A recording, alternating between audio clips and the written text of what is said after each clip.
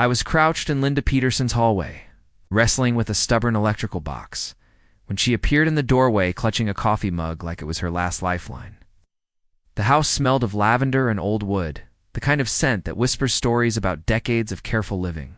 I'd been working on her Victorian home's outdated wiring for 3 days, and Linda had barely said more than good morning and thank you. But something about the afternoon light streaming through her lace curtains seemed to unlock something in her. Jake, she said, her voice barely above a whisper. Is 47 too late to dream of white dresses? The question hung in the air like dust motes dancing in sunbeams. I nearly dropped my wire strippers. Here I was, a guy who talks to copper and conduit for a living, and this woman was asking me about dreams that sounded like they'd been locked away for decades. Do you see me? She added, and the vulnerability in those 4 words hit me harder than any electrical shock I'd ever taken. Before we jump back in, tell us where you're tuning in from, and if this story touches you, make sure you're subscribed, because tomorrow I've saved something extra special for you. My name is Jake Martinez, and I've been an electrician in Cedar Falls, Iowa for the past 15 years. Most people see me as the guy who shows up when their lights go out or their outlets stop working. I drive a beat-up Ford with ladders strapped to the roof and my toolbox rattling in the back. My hands are permanently stained with electrical tape residue. And I can tell you the difference between 12-gauge and 14-gauge wire in my sleep. But what most folks don't know is that I've always been a listener. Maybe it comes from working in people's homes, seeing them in their most unguarded moments when they're worried about repair costs or frustrated with things breaking down. You'll learn to read between the lines when someone says their kitchen light has been flickering for months, but they've been too busy to call. Cedar Falls isn't the kind of place where dreams die dramatically. They just fade slowly like old photographs, left in sunny windows. It's a town where everyone knows your business, where the high school football team still draws crowds on Friday nights, and where the biggest excitement usually comes from the annual corn festival. The kind of place where 47-year-old women aren't supposed to suddenly start talking about white dresses to electricians they barely know. That Tuesday morning had started like any other. I'd grabbed coffee at Brew and Beanware Marge. Behind the counter, always had my large black coffee ready before I even ordered. Tony Castellano, my business partner and closest friend, was already there complaining about a rewiring job that was turning into a nightmare. Tony's the kind of guy who can make you laugh even when you're elbow deep in a crawl space full of spiderwebs. He's got 3 kids, a wife who keeps him in line, and an opinion about everything from the Cubs' chances this season to the best way to run fish wire through old plaster walls. Peterson job going smooth? He'd asked, stirring sugar into his coffee with the intensity of a chemist. Strange house, I'd replied. Built in 1923. I swear some of the original knob and tube wiring is still live. Mrs. Peterson seems nice enough, but there's something sad about her, like she's living in a museum of her own life. Tony had nodded knowingly. Years in this business, you develop a sense about people. Some houses feel happy, full of laughter and chaos and the comfortable mess of real living. Others feel like stage sets, everything perfectly arranged but somehow empty. The Peterson house fell into the second category. Linda Peterson was one of those women who seemed to apologize for taking up space. When I'd first met her on Sunday, to assess the electrical work needed, she'd hovered nervously while I examined outlets and circuit breakers, asking repeatedly if she was in my way. Her husband Bob worked for the county road department and apparently traveled frequently for equipment inspections. Their daughter Emma was away at college studying business, and from the photos scattered around the living room, it looked like Linda spent most of her time alone in that big house with its creaking floors and rooms that felt too formal for everyday living. The house itself told a story of careful preservation. Every piece of furniture looked like it had been chosen for durability rather than comfort. The walls were painted in safe, neutral colors that wouldn't offend anyone or require changing. Even the kitchen, which should have been the heart of any home, felt more like a showroom where nothing messy was allowed to happen. It was beautiful in a sterile way, like a house that had forgotten how to breathe. I'd been working my way through the upstairs hallway, replacing ancient outlets and installing new switches, when Linda appeared with her coffee and her question about white dresses. The way she said it, I could tell it wasn't really about dresses at all. It was about dreams that had been folded up and put away so long they might have fallen apart from neglect. White dresses, I'd repeated, sitting back on my heels and really looking at her for the first time. Linda Peterson was pretty in a quiet way that seemed determined not to draw attention. Her brown hair was pulled back in a practical ponytail, and she wore a sweater that looked expensive but comfortable. The kind of thing that said she had good taste but didn't want to make waves, but her eyes held something desperate, like a person drowning in shallow water. "I used to dream about opening a bridal boutique," she said, the words tumbling out as if they'd been dammed up for years. "There's this empty shop downtown, right? Next to the flower store. It has these huge front windows and the most beautiful pressed tin ceiling." Preparing and narrating this story took us a lot of time, so if you are enjoying it, subscribe to our channel. It means a lot to us. Now back to the story. I drive past it every day and I always imagine what it would look like, filled with gowns and veils and all the hope that comes with planning a wedding. I set down my tools and really listened. In my line of work, you learn that sometimes people need to talk more than they need their electrical problems fixed. Linda continued, her voice gaining strength as she spoke. "I actually had a business plan once. I researched suppliers, calculated startup costs, even picked out the paint colors for the walls. That was 15 years ago, right after Emma started school. But Bob said it was impractical, that we needed my teacher's salary for stability. He wasn't wrong, exactly. Teaching with steady income and small businesses are risky. God. But every time I drive past that empty storefront, I feel like I'm looking at the ghost of who I might have been." The afternoon light was shifting, casting longer shadows across the hardwood floor. Linda sat down on the top step of the staircase, cradling her coffee mug like it might provide answers. "Do you think I'm foolish?" she asked. A 47-year-old woman fantasizing about white dresses and happily ever afters. I thought about my own dreams, the ones I'd put on hold when my dad got sick and I had to take over his electrical business earlier than planned. I'd wanted to study engineering, maybe design sustainable energy systems. Instead, I'd learned to read electrical codes and pull permits. It wasn't a bad life, but it wasn't the life I'd originally imagined. "I think," I said carefully, "that dreams don't come with expiration dates, and I think the world needs more people who believe in happily ever afters, not fewer." Something shifted in Linda's expression, like a light switch being turned on.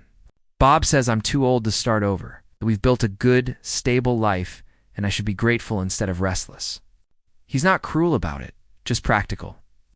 He sees dreams as distractions from responsibility." I understood the dynamic without her having to explain it. Bob Peterson was probably a good man in many ways, the kind who paid bills on time and mowed the lawn every Saturday. But some people confuse security with happiness, stability with fulfillment. They build lives like fortresses, so focused on keeping bad things out that they forget to let good things in. "What would you do differently?" I asked. "If you could wave a magic wand and fear wasn't a factor?" Linda's eyes brightened for the first time since I'd met her. "I'd lease that storefront tomorrow. I'd fill it with dresses that make women feel beautiful, not just on their wedding day, but in their own skin. I'd create a space where mothers and daughters could share that magical moment of finding the perfect dress. I'd host trunk shows with local designers and maybe even offer alterations. I'd make it the kind of place where every woman feels seen and celebrated." The passion in her voice was unmistakable. This wasn't a whim or a midlife crisis. This was a calling that had been waiting patiently for permission to exist. "Have you looked at the space recently?" I asked. "I walk past it almost every day, but I haven't been inside in years. Mrs. Chen, who owns the flower shop next door, has the key. She's always saying I should take a look, but what's the point? Bob would never agree to it, and I can't afford it. On my teacher's salary alone, I'd finished installing the light switch I'd been working on and flipped it on. The hallway filled with warm, bright light, chasing away shadows that had probably lingered for decades. Sometimes I said, packing up my tools, the first step isn't figuring out how to make something happen. It's just admitting that you want it to happen." Linda was quiet for a long moment, staring at the new light fixture, like it might hold answers to questions she'd been afraid to ask. Would you do something crazy with me? She asked suddenly. Depends on your definition of crazy. Would you come with me to look at that shop? Not to make any decisions or commitments, just to look. I think I need a witness. Someone who doesn't have 15 years of reasons why it won't work. I should have said no. I was already behind schedule on 2 other jobs and getting involved.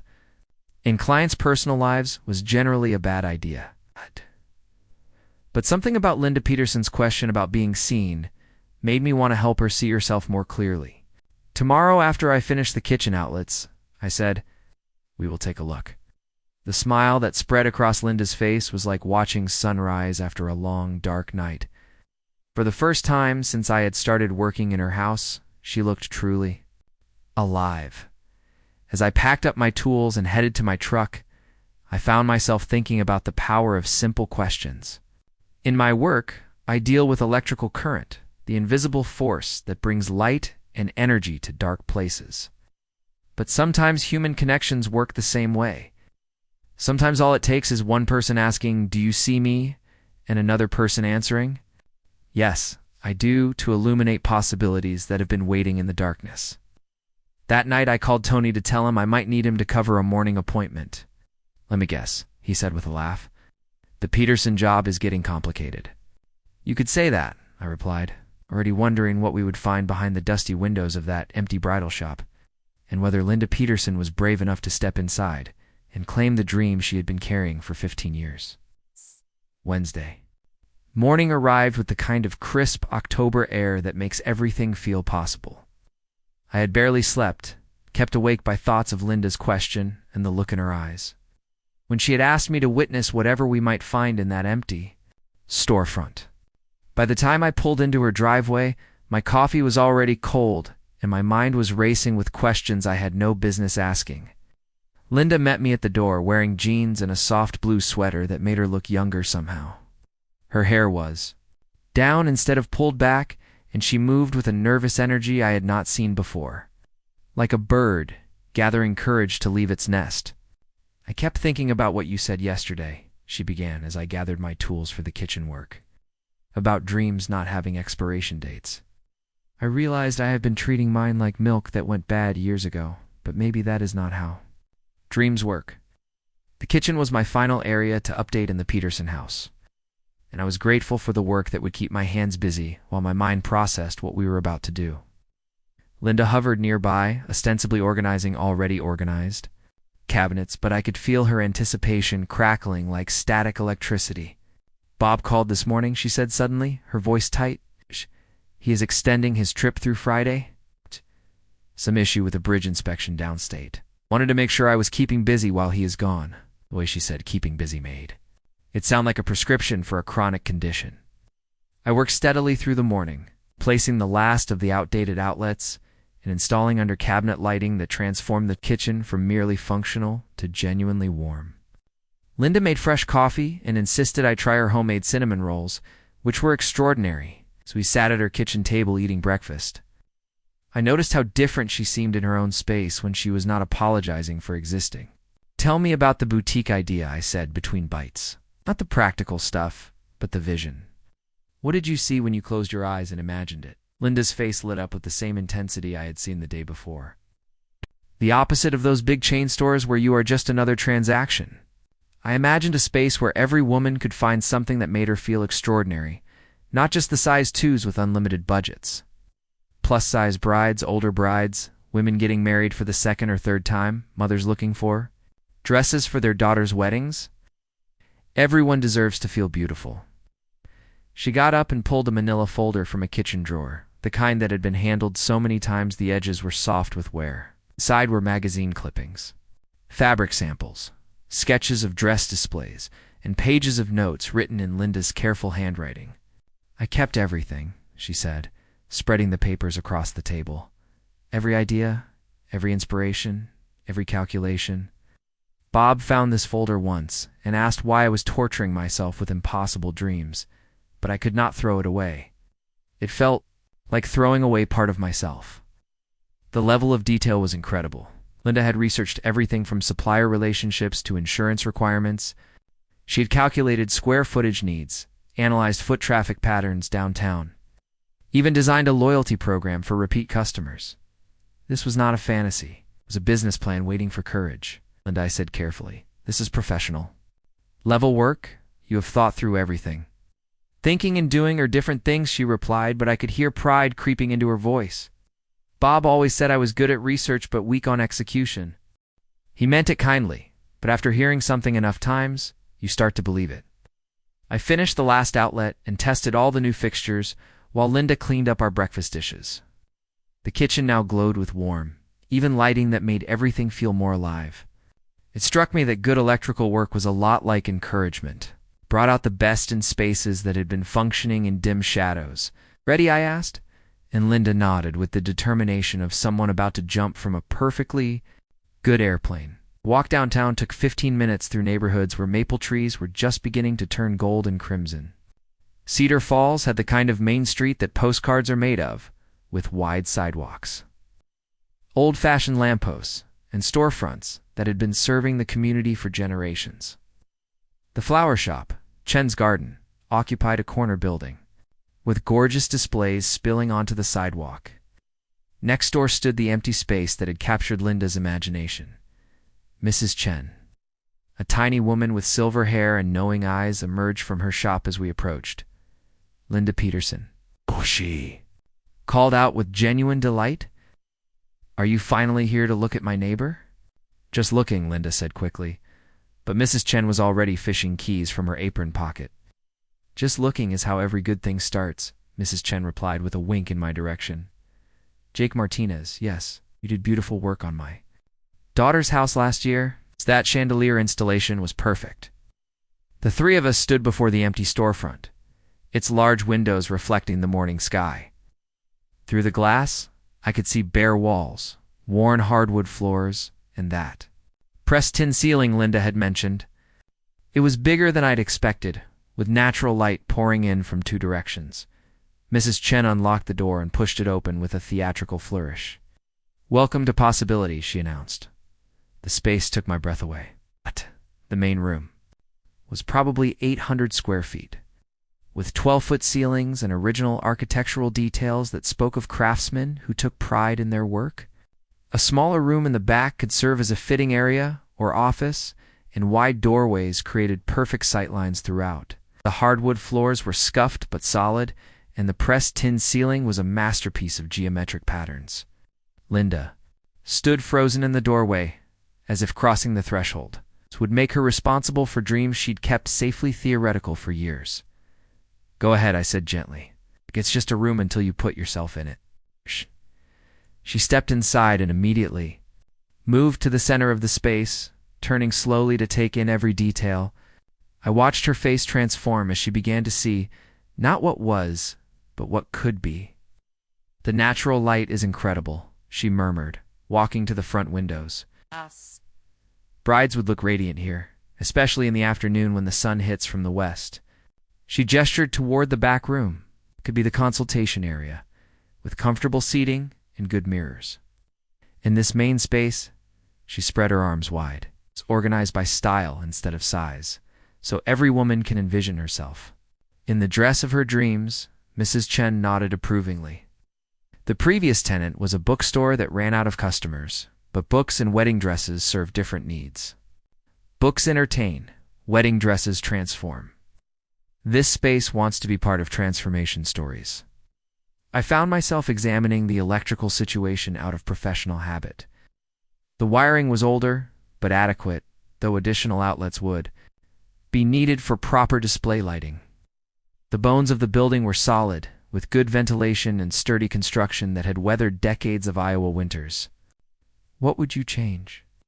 I asked Linda, genuinely curious about her vision. The walls need paint, something warm but not overwhelming.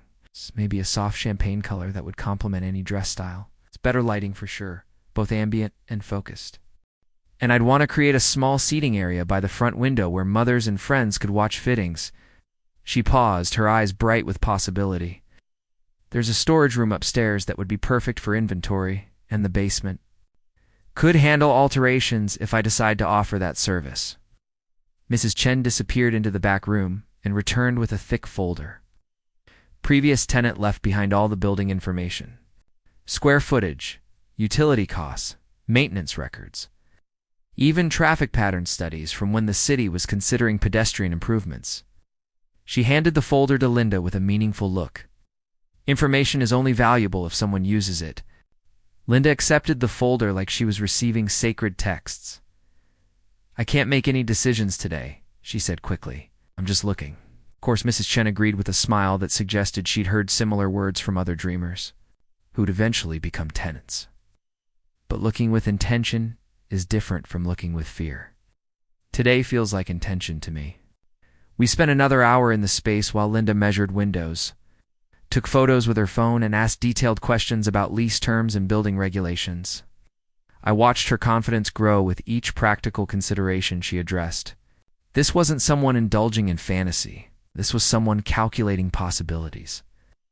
As we prepared to leave, Linda turned back for one final look. It's smaller than I imagined, but somehow bigger at the same time. Does that make sense? Perfect. Sense, I replied. Sometimes the right space expands to fit the dream. Mrs. Chen locked up behind us, but not before pressing her business card into Linda's hand. My nephew owns the building, she said casually. He believes in supporting local entrepreneurs, especially ones with genuine passion. Call me when you're ready to discuss details. The walk back to Linda's house was quieter, both of us processing what we'd experienced.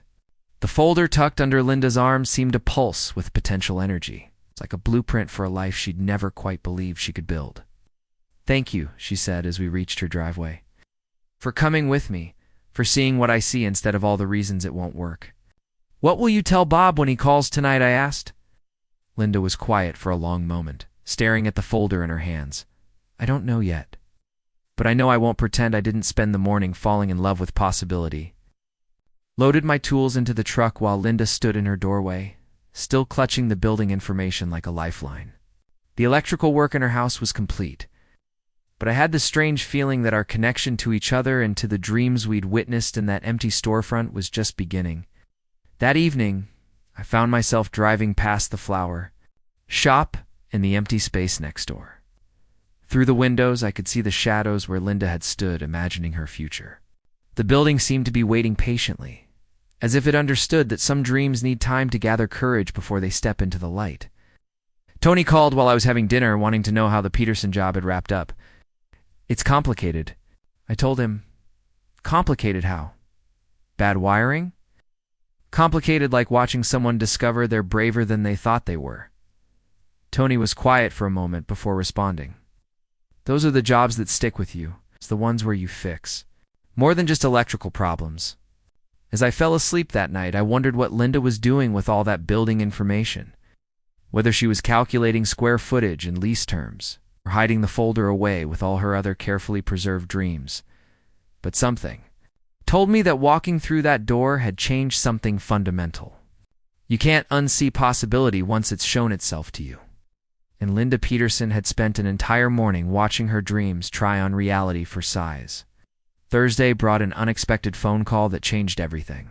I was replacing a circuit breaker at the Henderson farm when my phone buzzed with Linda's number.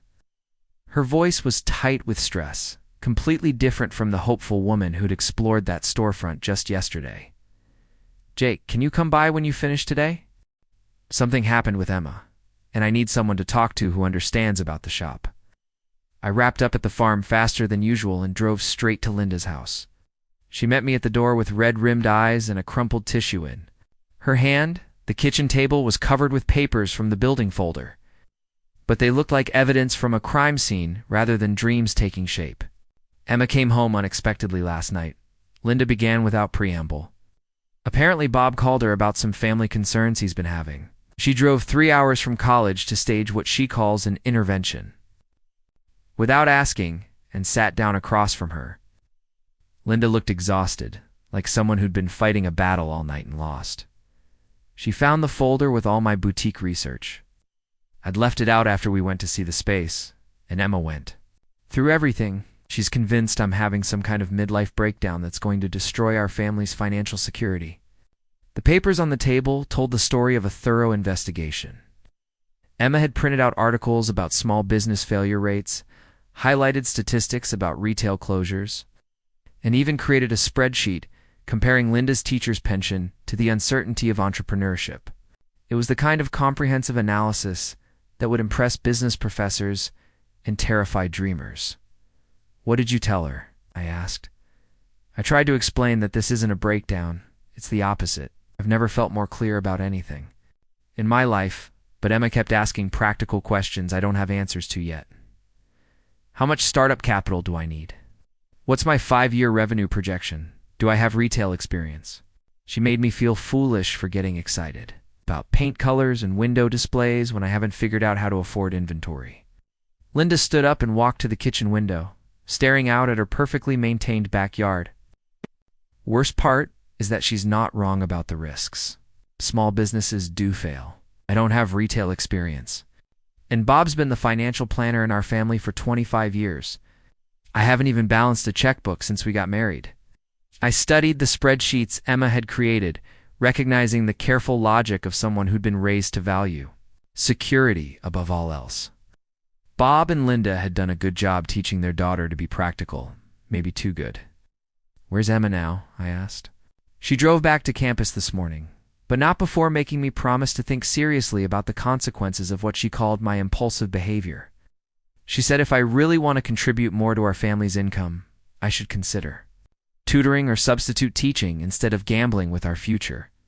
The word gambling hit Linda like a physical blow.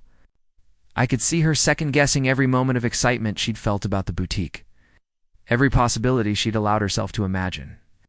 "Linda, can I ask you something that might sound strange?" She nodded, returning to the table with fresh coffee for both of us.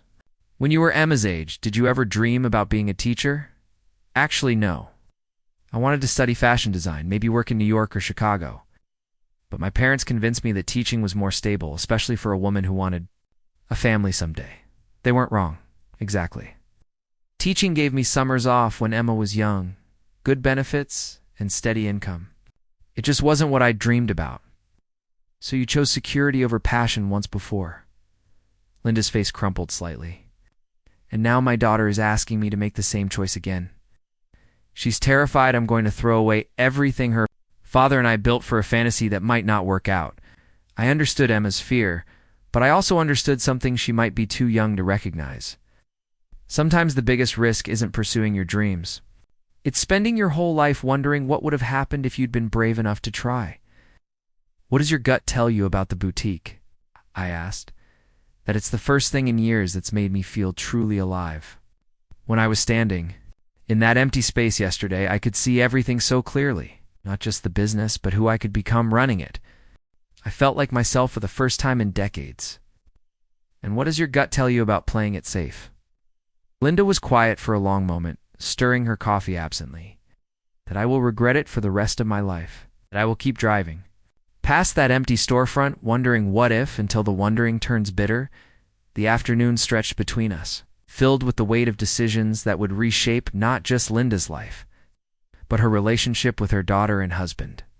I found myself thinking about my own father, who had spent 30 years working jobs he tolerated to support dreams he never pursued.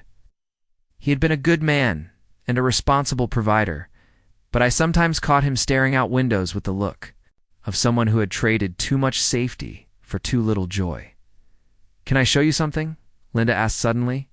She disappeared upstairs and returned with a photo album I had not seen before. The pictures were from her college years, and they revealed a completely different person.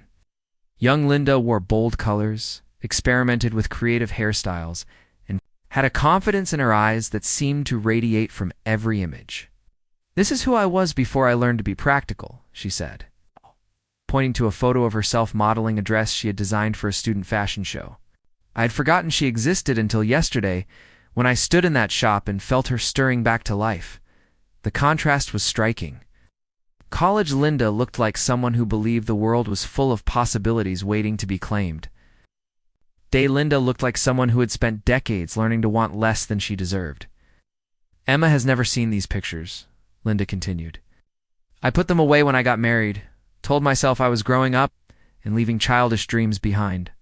But maybe what I was really doing was teaching myself to disappear a little bit at a time. My phone buzzed with a text from Tony asking about tomorrow's schedule, but I ignored it. Linda needed someone to witness this moment of recognition. This confrontation with roads not taken and dreams deferred. What if Emma is right, though? Linda asked, closing the album. What if I am being selfish and impractical? Bob has worked hard to give us financial security. We have a nice house, good insurance, money in the bank. Why would I risk all of that for something that might fail? Because financial security is not the same thing as being fully alive. And because the woman in those photos deserves a chance to finish what she started, even if it takes 30 years to get back to where she began. Linda smiled for the first time since I had arrived, but it was tinged with sadness. Bob comes home.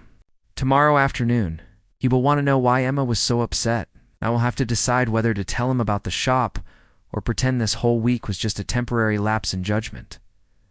The kitchen felt smaller suddenly, as if the walls were closing in around decisions that could not be postponed much longer. Linda had spent years perfecting the art of keeping peace, smoothing over conflicts before they could develop into real disagreements. But some conversations cannot be avoided forever, and some dreams refuse to stay buried, no matter how much. Practical soil gets thrown on top of them. What is the worst thing that could happen if you tell Bob the truth? I asked. He could say no. He could list all the reasons it is a bad idea, all the ways it could go wrong, all the responsibilities I would be neglecting. He could make me feel selfish for wanting something beyond what we already have. And what is the worst thing that could happen if you do not tell him? Linda looked down at her hands, which were twisted together in her lap. I could spend the rest of my marriage pretending to be content with a life that feels too small. I could teach Emma that women should always choose safety over dreams. I could wake up at 65 knowing I had chances to be brave and chose comfort instead. The late afternoon sun was slanting through the kitchen windows, casting long shadows across the table covered with Emma's practical projections and Linda's preserved dreams. In a few hours, Bob would call to check in, and Linda would have to decide whether to mention the boutique or file it away with all her other carefully hidden aspirations. You know what I think? I said, gathering the courage to speak truth instead of just offering comfort. I think Emma is scared because she has never seen her mother want something this much. And I think Bob might be more supportive than you expect if you give him a chance to surprise you. Linda nodded slowly, but I could see the fear still lurking. In her eyes, tomorrow would bring conversations that could not be taken back. Decisions that would either open doors or close them permanently. The empty storefront would still be waiting, patient as always. But some opportunities have expiration dates that arrive sooner than we expect. As I prepared to leave, Linda walked me to the door with the photo album tucked under her arm. Thank you for listening without judging, she said. For seeing the woman in these pictures even when I'd forgotten she existed. She never really left, I replied. She was just waiting for permission to come back. That evening, I found myself driving past the boutique space again, wondering if Linda would find the courage to fight for her dreams, or if fear would win another victory over possibility.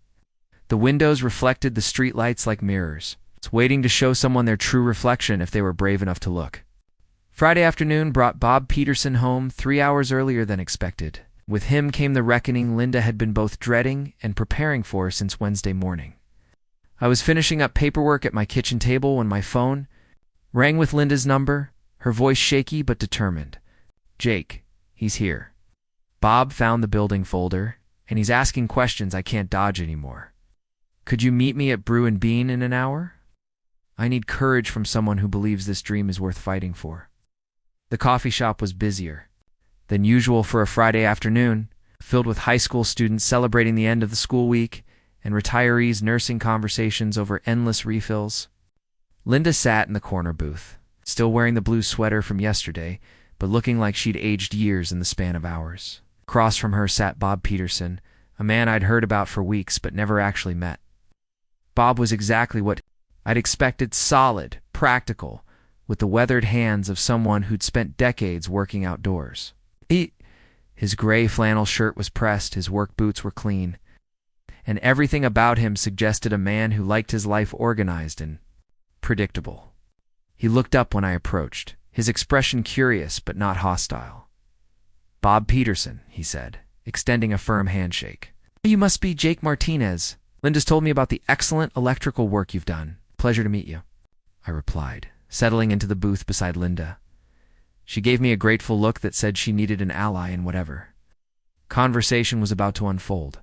Bob gestured to the manila folder spread between them, its contents now familiar to me but clearly shocking to him. "Linda's been telling me about some business idea she's been researching. I have to admit I'm surprised she's gotten this far. Without mentioning it?" The careful neutrality in his voice suggested a man trying hard not to say something he might regret. Linda fidgeted with her coffee cup, looking like she wanted to disappear into the worn vinyl booth. "I wanted to be sure it was more than just a passing fantasy before I brought it up," Linda said quietly. "But after seeing the actual space, talking to Mrs. Chen about Lee's terms, and really thinking through the possibilities, I realized this isn't something I can just forget about." Bob studied the business plan Linda had refined over 15 years, his expression growing more concerned with each page. "Linda, honey, this is a lot more complicated than you're making it sound. Starting a retail business isn't like planning a school fundraiser. There are insurance requirements, inventory costs, marketing expenses, and no guarantee of success." "I understand the risks," Linda replied, and I could hear her trying to keep her voice steady. "But I also understand the cost of never trying. I've spent our entire marriage being the practical one, making safe choices, putting everyone else's needs before my own dreams. Just once, I want to bet on myself." Bob's face softened slightly, but his concerns remained. "What about your teaching position, the health insurance, the pension plan? You're talking about walking away from 23 years of career building for something that might not work out." This was the heart of their fundamental disagreement, and I could see both sides of it.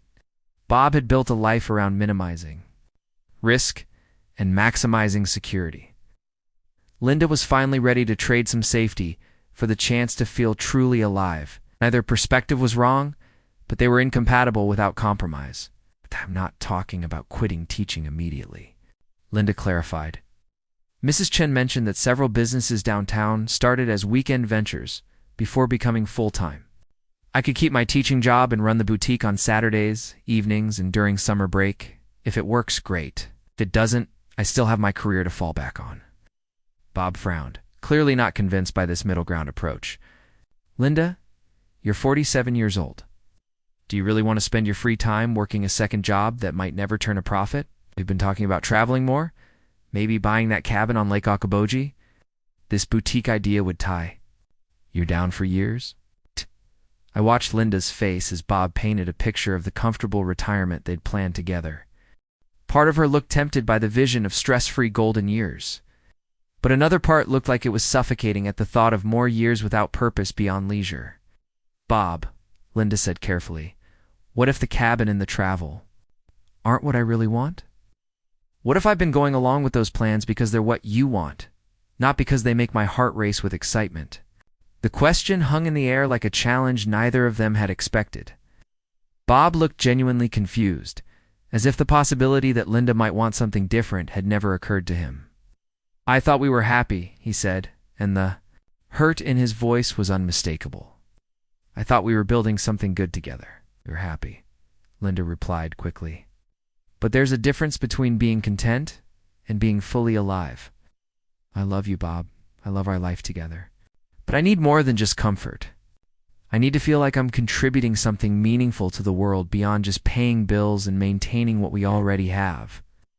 Bob turned to me suddenly, as if hoping I might provide male perspective that would bring Linda back to earth. "Jake, you're a businessman. Tell her how many small ventures fail in the first year. Tell her about the stress, the long hours, the financial uncertainty. I found myself in an impossible position, caught between a man seeking validation for his reasonable concerns and a woman fighting for her right to dream." But Linda's question from that first day echoed in my mind. "Do you see me?"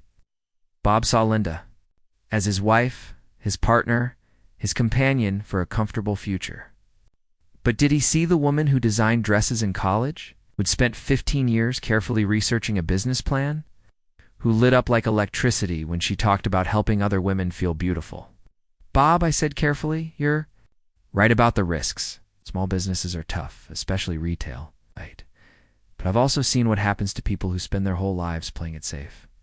Sometimes the biggest risk is never taking any risks at all." Bob's jaw tightened slightly. I could see him struggling with frustration and genuine concern for his wife's well-being. This isn't about playing it safe. It's about being responsible. We have a good life, stable income, plans for the future. "Why would we jeopardize all of that for something that might not work?" Because Linda said, her voice growing stronger. "Our good life is only good for one of us. You love your work with the county. You find it meaningful and challenging. And you're respected for what you do. But I've been sleepwalking through my job for years. It's going through the motions because it's practical, not because it feeds my soul." The coffee shop buzzed around us with the normal sounds of a Friday afternoon, but our corner booth felt isolated from all of it, suspended in a moment that would define the next chapter of Linda's life. Bob stared at his coffee as if it might provide answers to questions he'd never thought to ask. "When did you stop being happy teaching?" he asked quietly. Linda considered the question seriously. "I don't think it was sudden. It was more like a slow fade, year after year of following other people's lesson plans, teaching to standardized tests, watching creativity get squeezed out of education by bureaucracy. I used to love inspiring young minds, but somewhere along the way, it became just a job that pays well and offers good benefits. And you think selling wedding dresses would be different?" For the first time since Bob had arrived, Linda smiled with genuine joy. "I think helping women find the perfect dress for the most important day of their lives would remind me why beauty and dreams matter. I think creating a space where mothers and daughters can share special moments would feel like contributing something meaningful to the world. I think building something from scratch, taking creative risks, learning new skills would make me feel like myself again." Bob was quiet for a long moment, processing this revelation that his wife had been unhappy in ways he'd never recognized. When he finally spoke, his voice was gentler but still troubled. "Linda, I hear what you're saying, but I'm scared. Scared of losing our financial stability. Scared of you working yourself to exhaustion. Scared that this dream might disappoint you in ways you haven't considered. What if it fails? What if you pour your heart into it and it doesn't work out the way you hope?" Linda reached across the table and took Bob's hand, the first physical contact I'd seen between them. "What if it succeeds? What if I discover I'm braver and more capable than either of us thought? What if I find a way to be both a good wife and a fulfilled woman? Isn't that possibility worth some risk?" Bob looked at their joined hands, then at the business plan spread across the table, then at his wife's face, which held more hope and determination than he'd probably seen in years. I could almost see him wrestling with decades of careful planning, and the sudden realization that safety hadn't made Linda happy the way he'd assumed it would. "If I said yes," he said slowly, "if I agreed to let you try this, what would that look like? What would you need from me?" The question was like watching a door crack open after being locked for years. Linda's eyes filled with tears, but they looked like relief rather than sadness. "I'd need your support, even when you're scared. I'd need you to believe in me, even when I doubt myself. I need you to understand that this isn't about rejecting the life we've built together. It's about adding something to it that makes me feel complete." Bob was quiet for another long moment, staring out the window at the main street where Linda's boutique could potentially exist. Finally, he turned back to her with the expression I couldn't quite read. "I don't understand it," he said honestly. "I don't understand why comfortable isn't enough anymore. But I can see that it isn't, at least not for you. And I'd rather have a wife who's taking risks to be happy than one who's slowly disappearing into disappointment." The words hit Linda like a physical force, and she began crying in earnest now. 25 years of suppressed dreams finally being acknowledged by the person whose opinion mattered most. "Are you saying yes?" she whispered. Bob smiled for the first time since I'd met him. I'd caught a glimpse of the young man who'd fallen in love with the creative, ambitious woman Linda used to be. "I'm saying let's go look at that shop together. And see if your dreams make as much sense in reality as they do on paper." As we left Brew and Bean and walked toward Mrs. Chen's flower shop, I found myself thinking about the power of really seeing someone, not just the role they play in your life but the person they are underneath all the practical considerations. Bob Peterson was about to discover whether he'd married a dreamer who'd been masquerading as a practical woman, or if love could expand to accommodate dreams that arrived decades later than expected. 6 months later, I stood in the doorway of Eternal Elegance Bridal Boutique, watching Linda help a nervous bride to find the perfect dress for her upcoming wedding. The transformation of both the space and the woman was nothing short of miraculous. The empty storefront I'd first entered with Linda had been reborn as something magical. Soft champagne walls provided the perfect backdrop for gowns that caught the light like captured moonbeams. Crystal chandeliers I'd installed myself cast warm pools of light throughout the space, while strategically placed mirrors created the illusion of endless possibilities. The pressed tin ceiling had been restored to its original glory, and hardwood floors gleamed with new polish that reflected years of careful planning finally brought to life. But the real transformation was Linda herself, the uncertain woman who'd asked me about dreams and white dresses had evolved into someone I barely recognized. She moved through her boutique with confidence and grace, her butterfly scarf replaced by elegant scarves that spoke of a woman who'd found her place in the world. Laugh came easier now, genuine and frequent as she shared in the joy of brides finding their perfect moment. "Jake," she called out when she noticed me watching from the doorway. "Perfect timing. Come meet Sarah. She's getting married next month, and we just found her dress." Sarah was a young teacher, probably close to the age Linda had been when she'd first abandoned her fashion dreams for practical considerations. But unlike young Linda, Sarah was being encouraged to embrace beauty and possibility rather than settle for safe choices. "Mrs. Peterson has been amazing," Sarah gushed, smoothing the skirt of an elegant aligned gown that made her look like a fairy tale princess. "She listened to everything I wanted and somehow found exactly what I didn't even know I was looking for." Linda beamed with the satisfaction of someone whose work aligned perfectly with their purpose. "That's what we do here. We don't just sell dresses. We help women discover how beautiful they can be when they stop apologizing for taking up space." I watched Linda pin the hem while Sarah stood on the fitting platform, both women lost in the ritual of creating perfection for one of life's most important moments. The scene felt sacred somehow, like witnessing prayer or art or love being carefully crafted by hands that understood the weight of the moment. Bob emerged from the back office where he'd been updating inventory spreadsheets, a task he'd taken over when Linda's weekend venture had grown into something that demanded more hours than she could manage alone. The man who'd once feared his wife's dreams had become their most practical supporter, applying his methodical nature to the business side of things while Linda focused on the creative aspects that made her soul sing. "How's the Henderson wedding coming along?" he asked, settling into one of the comfortable chairs by the front window where nervous mothers and excited friends waited during fittings. "Everything's confirmed," Linda replied, without looking up from her pinning. "Dress alterations finished yesterday, shoes arrived this morning. The veil your mother wore in 1952 has been cleaned and restored beautifully. 3 generations of women in the same family getting married in the same veil. Can you imagine?" Bob smiled with the contentment of a man who'd learned that his wife's happiness didn't threaten their marriage, but enhanced it. I never understood the emotional weight of wedding preparation until Linda started explaining it to me. These aren't just transactions, they're ceremonies before the ceremony. Sarah stepped down from the platform carefully, still wearing her gown, but moving with the confidence of someone who'd found exactly what she'd been searching for. "When do I pick everything up?" she asked.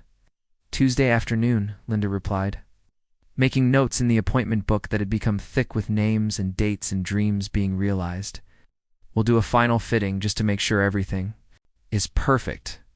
And then you'll be ready to walk down that aisle knowing you look exactly as beautiful as you feel."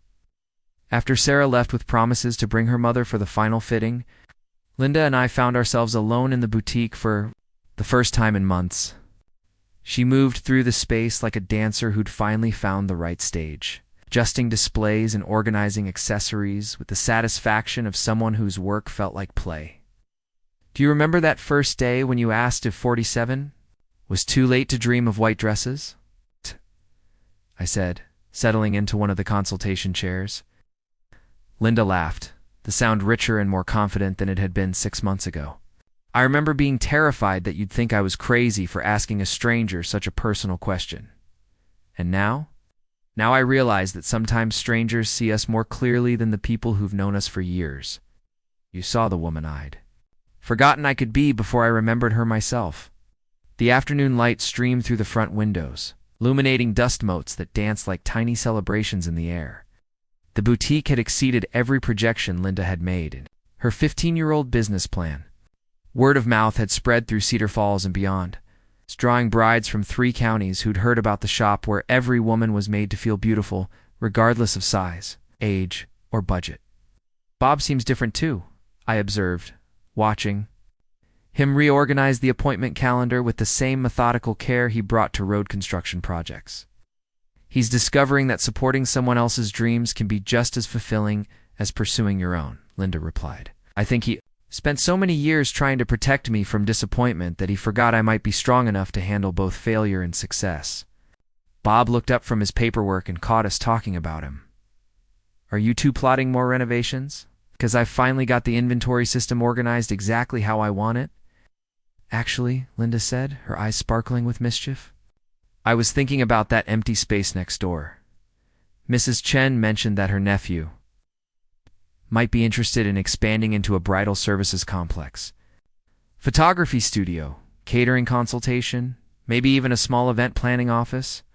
Bob groaned with mock despair.